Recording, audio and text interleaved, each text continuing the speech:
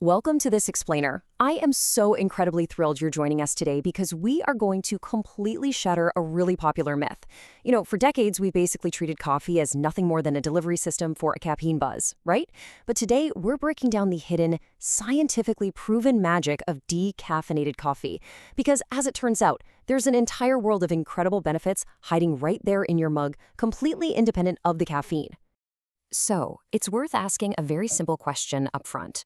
Why do we actually drink coffee? If you're like most of us, you probably just thought about that desperate, absolutely necessary morning jolt to get through the day.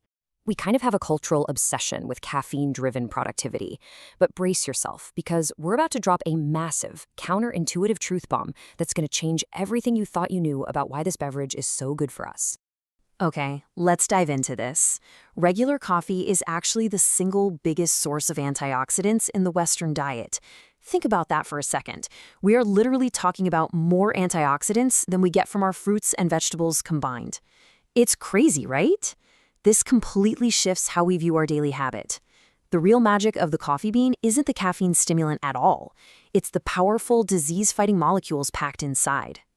So, here is our roadmap for today. First, we'll look at the decaffeination process. Second, the brain and mood benefits. Third, protecting the whole body. And finally, regular versus decaf. All right, let's jump into section 1, the decaffeination process, how it works without losing the magic. 97%. That is the legal standard we need to talk about. You see, decaf isn't actually 100% caffeine-free. By law, for coffee to earn that decaf label, at least 97% of the stimulant has to be removed from the raw beans, which basically just leaves behind the tiniest trace amounts. So how exactly do they do it? Well, there are essentially 3 incredibly safe standard methods used globally to wash the caffeine out of raw coffee beans. They use either water, organic solvents, or carbon dioxide. And the crucial thing to remember here is that there are 0 issues with this removal process itself. It's specifically designed to extract just the caffeine, while leaving the bean's overall structure and nutritional value perfectly intact. Now, there is a fascinating trade-off here. While the decaffeination process is incredibly safe, those beans do go through a serious wash. Studies show that this process can actually reduce those precious antioxidants by up to 50%. But hey, don't let that discourage you. Remember, coffee starts with such an absurdly high baseline of antioxidants that even this remaining 50% slice is still a massive, incredibly potent amount of disease-fighting goodness. Moving right along to section 2, brain and mood benefits, the science of feeling good. To really understand this, let's look at a fascinating controlled study involving exactly 62 participants.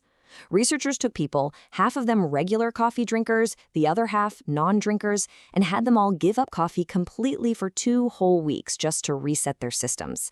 I can only imagine how grumpy that first week was.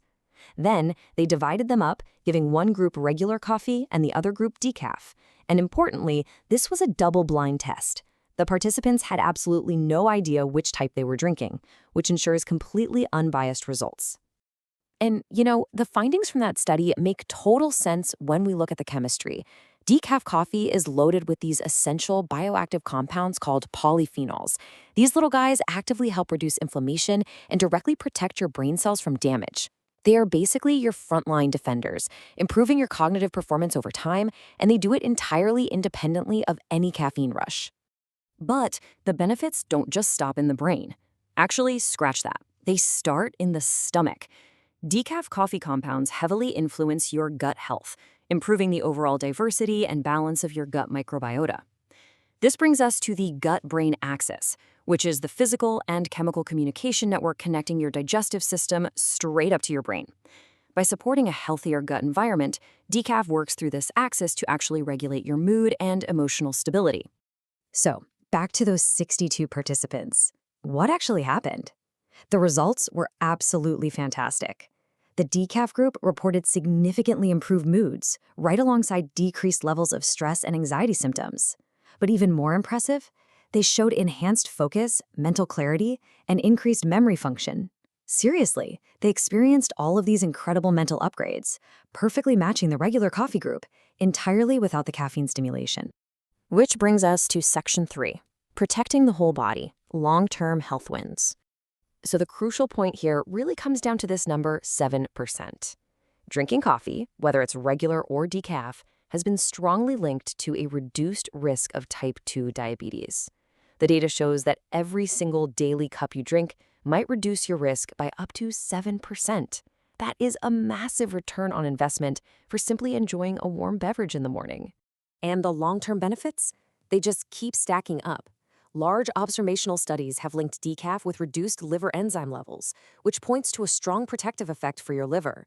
On top of that, human cell studies show decaf may protect neurons in the brain, potentially helping prevent neurodegenerative diseases like Alzheimer's and Parkinson's. Plus, drinking decaf is linked to a lower risk of premature death, as well as a lower risk of mortality from stroke or heart disease.